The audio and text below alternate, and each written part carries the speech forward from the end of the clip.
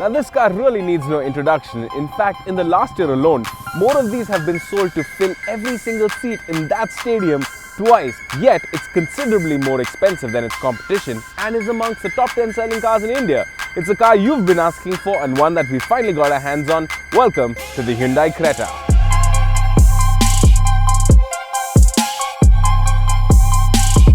The design on the Hyundai Creta is a more mature interpretation of the Hyundai fluidic design philosophy.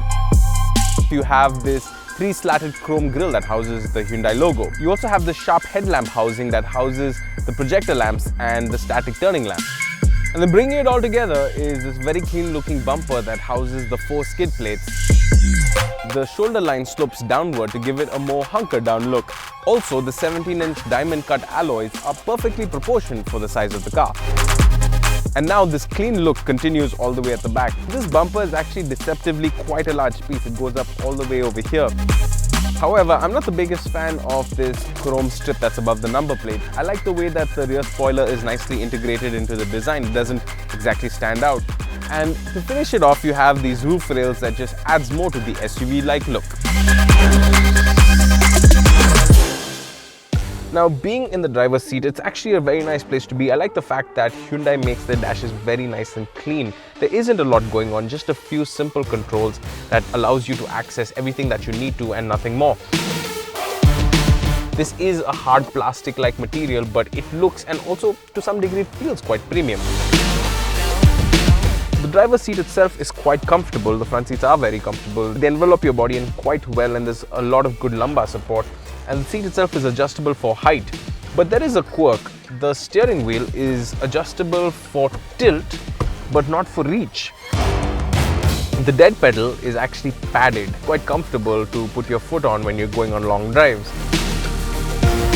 As you can see, effect to my driver position, I have quite a bit of knee room and a decent amount of headroom. I'm about 5'9". So if you're probably 3 to 4 inches taller than I am, then you're probably not going to have the most comfortable time. It's quite a comfortable place to be. You got your cup holders, you got an AC vent, you got a 12-volt socket if you want to charge up your devices. Now, the cornerstone of any SUV is a nice big practical boot, and the Hyundai Creta offers you 402 liters of boot space. Now, this is not the biggest in its class. The Renault Duster offers you about 475 liters of boot space, but if you do need extra space, you can always flip down the middle row of seats.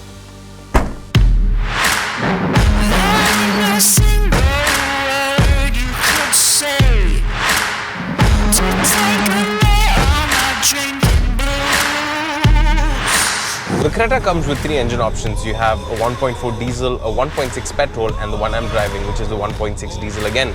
And this engine is incredibly good. This engine has an edge, it being a variable geometry turbo engine. What that allows you to do is access more of the performance more of the time. What's interesting about the car is the way it delivers the power. Currently, I'm in 3rd gear. I'm doing about 30 kilometers an hour at 1100 RPM. Foot not even hard down, just about quarter down. And the car immediately picks up, immediately responds. Of course, there is a little bit of turbo lag, but compared to other cars in this segment, it's very, very minimal.